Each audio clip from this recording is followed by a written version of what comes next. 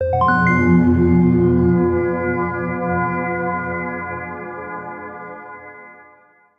called the Hartman warehouse deaths a freak accident, an equipment malfunction. But the night crew knew better. They knew Steve never left. And they knew Gertie, his old yellow forklift with a jagged metal smile, was never just a machine. When the facility was shut down, most thought it was over. The stories faded. Warnings turned into rumors. But one thing stayed true. You always hear the steel before you see it. Nearly a year later, across state lines in southern Louisiana, another industrial site started making the news. Gauthier Intermodal Shipping Yard. Massive, remote, dozens of workers. Shipping containers stacked like monoliths, cranes swinging overhead. Steel groaning 24/7. A place that never slept. And yet, people were dying when no one was supposed to be working. It started with one man. Manny, a night loader, was found crushed between a trailer and a cargo ramp, his bones shattered like glass. The only tire tracks near him were forklift treads, heavy, wide, mismatched, old. The yard's forklifts were all electric, slim, modern. This one wasn't. Security footage cut out for 6 minutes. When it came back, the camera was tilted, as if something had knocked it off the pole. They reviewed backup drives. One frame showed headlights. Not truck headlights, forklift ones. Too far apart. Too high, too bright. By the time the second body showed up, the whispers had started. A dockhand named Eddie said he heard an engine during break. Didn't sound like ours, he said. It had this growl to it. He followed the sound to the far end of the yard. Never came back. They found his steel toe boots inside an empty container. No blood. Just a smear of grease in the shape of a handprint. Above it, scratched into the wall. Still hungry.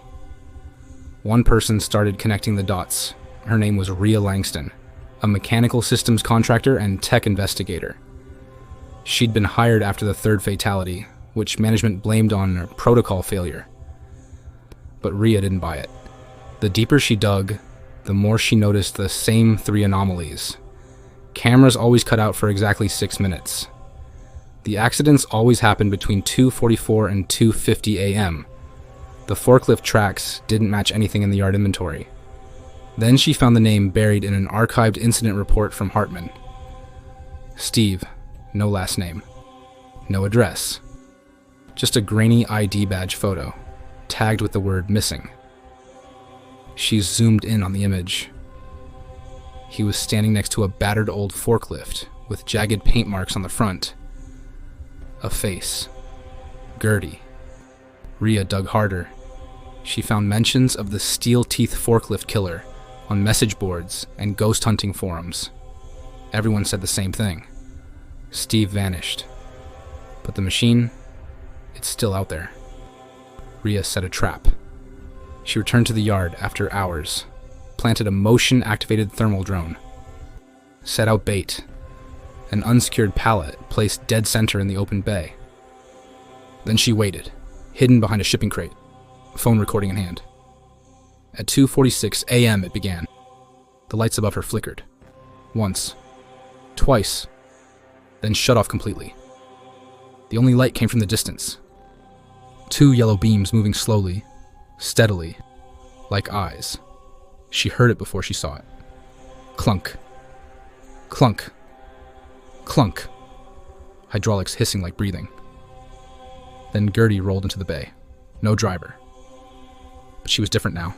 Her frame was bolted with scrap metal like armor. Her forks had been reforged into serrated blades. A crude grin of saw teeth now wrapped her front end like a mouth about to open wide. And then Steve stepped out of the shadows. He was no longer a man. His skin looked waxy, stitched with burned scars and grease. Bolts jutted from his hands. His spine moved stiffly like something was controlling him from inside. "You brought her a gift," he whispered. "She appreciates that."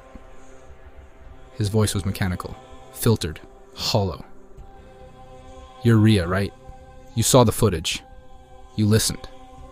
That's good. Gertie likes when people listen.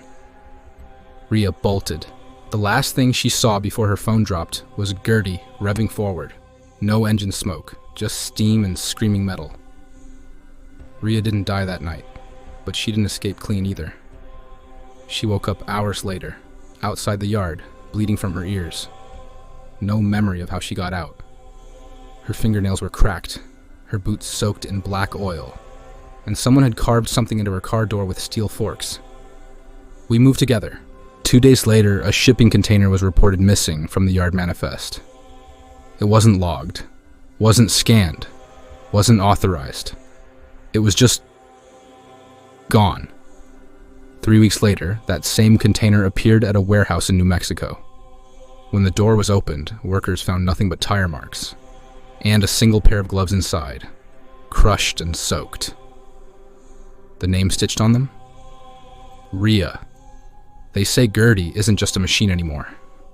She's growing, spreading.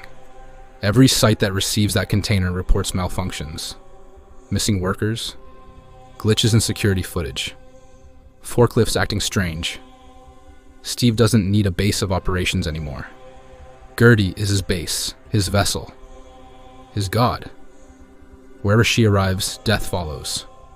You might think it's superstition, internet legend. But ask yourself, when was the last time you looked at a forklift alone at night and didn't feel it watching you?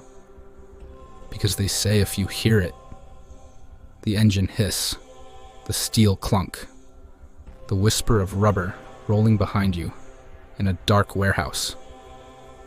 You don't run, you don't speak, you don't even breathe, because if Steve sees you, Gertie's already behind you. If you ever get a job in shipping or industrial work, remember this story.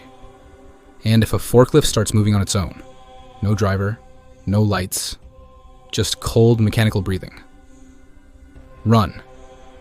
Or better yet, don't take the job at all. Like, share and smash that subscribe button for more terrifying stories here on Spooky Chilling Tales. And whatever you do, don't stand in Gertie's lane.